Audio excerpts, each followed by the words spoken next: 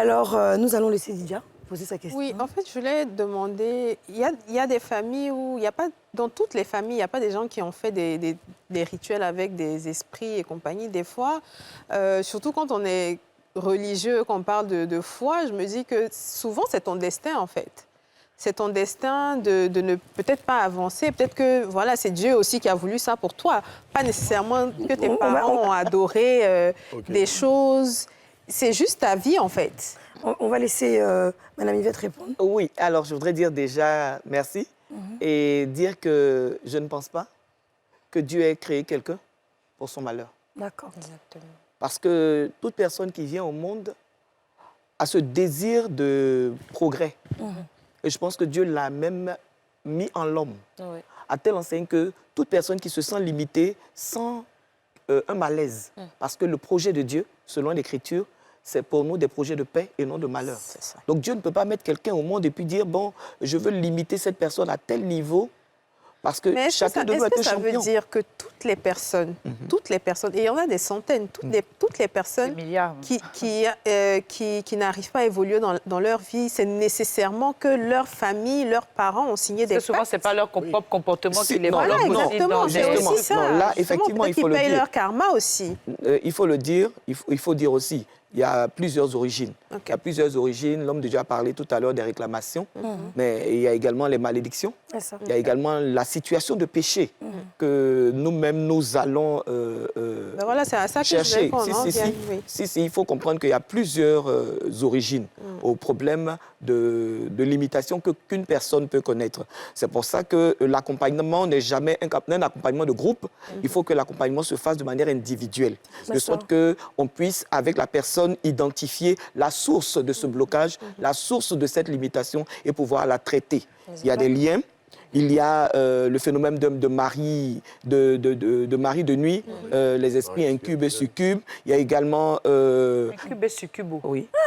Tanti, ça là, vraiment, moi, c'est lourd. je suis assise dans le incube et puis ça, c'est école. D'accord. Pour revenir un peu sur... Il faut aller à l'origine. L'origine, Dieu a créé l'homme. Dieu a créé un homme. Vous savez, quand vous êtes un homme et une femme et que vous vous mettez ensemble, forcément, vous allez avoir des enfants. Il faut savoir que les enfants sont le résultat de ce que vous êtes à l'intérieur. Quand Dieu a créé Adam, Adam est tombé. Et quand Adam a péché, toute l'humanité a été entraînée dans le péché. Ce qui veut dire que la malédiction depuis Adam s'est abattue sur des personnes qui n'ont pas commis les mêmes fautes qu'Adam. Vous voyez? Donc, déjà, dans le sang, il y a un lien qui te condamne d'office. C'est ça. Qui te condamne d'office et qui ça, pousse sans que les parents aient fait quoi que ce soit. Que tes parents, mais les parents même sont concernés puisque c'est le lien du sang. Voilà. Oui, non, je dis tout naturellement, tu nais, les parents sont nés. Que tu sois né, tu es né aujourd'hui à la base du moment que tu es un homme, il y a quelque chose en toi qui d'office appelle une entité spirituelle qui vient contrôler ta vie et te fait vivre des situations que tu ne souhaites pas.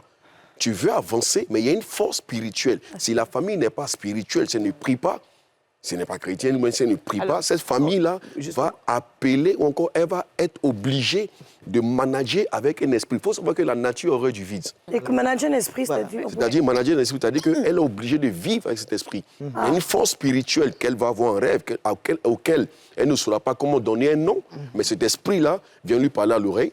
Il y a des gens, par exemple, que moi j'ai rencontrés, quand ils marchent, ils ont l'impression qu'ils sont suivis. Oui. Partout où ils sont. Tout ce qu'ils font, quelqu'un peut les appeler et leur dit, tu as fait ça hier. Mais comment la personne fait pour toi? C'est parce que quelque part, il y a un esprit de contrôle. cette perte, justement. Alors, justement, moi, ce que je voulais, avant de poser ma question, je voulais jusqu'à l'éclaircisse. Incube et succube, là, c'est quoi? Alors, on appelle esprit incube les esprits qui viennent sur les femmes. OK. Voilà. Et le succube, c'est pour les hommes. Voilà. D'accord. Moi, je veux parler de ces personnes qui ont des limitations. Dès qu'elles veulent arriver, dès qu'elles veulent faire un projet, dès que ça arrive à un moment, ça se gâte, ou bien veut se marier, ça se gâte. Mais ces personnes-là, comme Madame Yvette, c'est vous, hein? Pardon, Yvette. Mariette, autant pour moi, a parlé. Je lui ai demandé, est-ce qu'elle priait avant? Mais il y a des personnes qui prient quand même, qui vont à l'église tous les jours, mais qui traversent ce même problème-là. Et pourtant, ils demandent tous les jours à Dieu de les sauver. Pourquoi ces personnes-là traversent toujours ces mêmes situations, malgré qu'elles soient tout le temps à l'église pour prier, pour sortir de là? Je vais répondre à la question. Quelqu'un qui va à l'école, qui apprend comme tout le monde, il a besoin des répétiteurs. pour qu'il puisse assimiler bien les cours. Quelqu'un peut aller à l'église ou à la mosquée, il peut aller prier. Mais le tout, c'est qu'il a besoin d'une personne plus expérimentée qui va lui dire, en fait, ce que tu vis là, voici en réalité comment ça s'appelle. C'est le rêve que tu as fait. Voici son interprétation. Cette situation que tu traverses, le fait que tu n'arrives pas à avancer, tu ne comprends pas. Ou dans la famille, il y a des cas où ce n'est pas tout le monde qui vit les limitations. Il y a une seule personne dans le cas ou dans la famille qui vit un perpétuel recommencement. Chaque fois qu'il essaie d'avancer, il est ramené en arrière. Chaque fois qu'il essaie d'évoluer, il est ramené. Donc, il y a des techniques en fait spirituelles qu'il faut comprendre ou bien faire la technique pour pouvoir sortir de là, ou bien qu'est-ce qu'il faut faire concrètement? La technique spirituelle, c'est de donner sa vie au Seigneur. Et puis, je voudrais ajouter quelque chose. Et ceux qui prient, ils ont donné leur vie, oui, allez-y. Je voudrais ajouter quelque chose. Tout à l'heure, la dame a dit dans son témoignage qu'elle n'était même pas consciente justement. de ce qu'elle était dans des limitations. Donc, si vous n'êtes pas conscient que vous êtes sous une malédiction ou dans une limitation, vous convenez avec moi, vous continuez de vivre. Oui, moi je connais des gens qui te disent c'est normal. Sans le savoir, jusqu'à ce que vous rencontriez, par exemple, dans le cas spirituel, que vous rencontriez le Seigneur. Vous rencontrez le Seigneur, c'est vrai, vous acceptez le Seigneur et vous priez pour sortir. Maintenant, vos yeux s'ouvrent à cette réalité spirituelle, vous vous mettez à prier. Mais ce que vous oubliez, c'est que lorsque vous venez au Seigneur, vous êtes encore un bébé spirituel. Et étant un bébé nourri au lait. Voilà, vous êtes encore nourri au lait. Vous êtes encore un bébé spirituel. Il y a des entités, il y a un niveau d'autorité auquel vous n'avez pas accès en tant qu'enfant de Dieu. Donc, il faut d'abord grandir. Il faut pouvoir grandir, parce que je me souviens qu'à un moment donné, j'étais confronté à un combat. Et pendant que je priais dans ce sens, j'ai fait un songe. Et dans le songe, clairement, le Seigneur est venu me dire, le type d'esprit auquel tu as affaire aujourd'hui, il faut que tu montes pour pouvoir les vaincre. Il faut que tu montes le niveau de ta prière. Vous comprenez? Donc, il faut comprendre que vous ne savez pas à quelle entité vous avez affaire. Donc, comme vous ne savez pas encore à quelle entité vous avez affaire, vous êtes obligé de quoi faire? De travailler sur deux plans. De travailler sur votre vie spirituelle pour pouvoir grandir et puis de continuer de persévérer dans le combat pour pouvoir remporter la vie. Alors, j'ai envie de poser la question tout de suite à Mariette. Alors, dis-nous.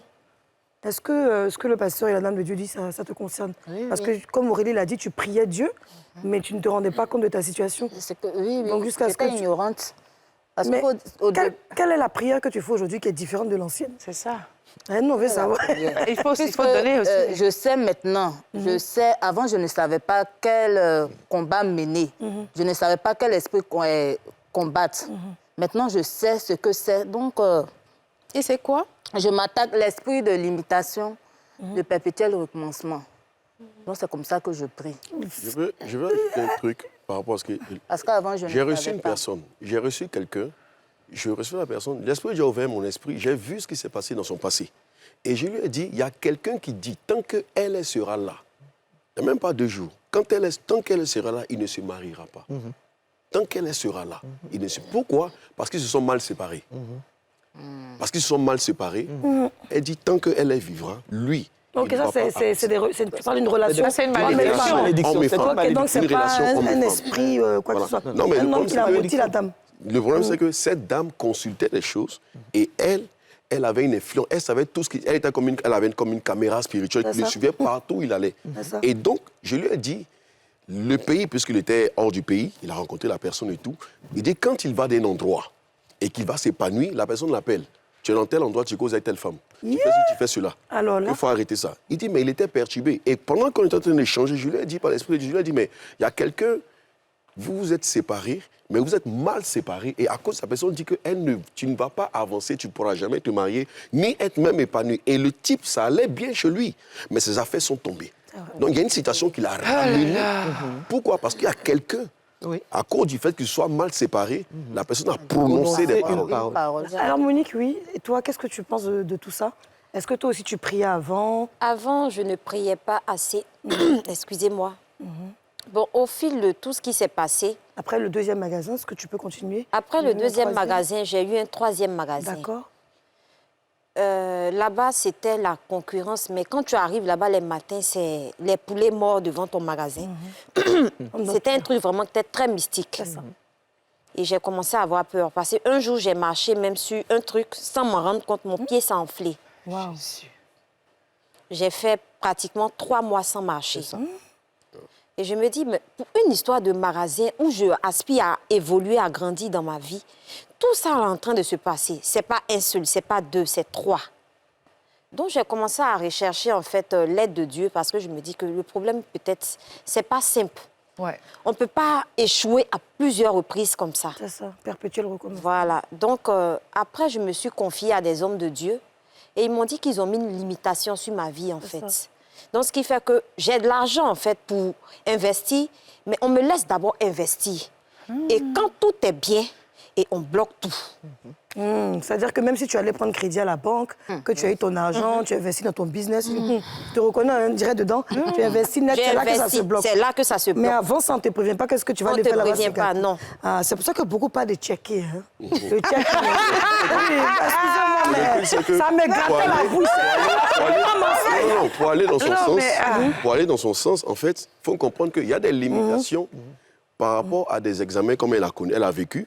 Tu ne dois pas réussir l'examen, tu ne dois pas te marier. Mais il y a aussi des limitations financières. Dans le cas des limitations financières, tu peux te marier. Tu peux avoir des enfants.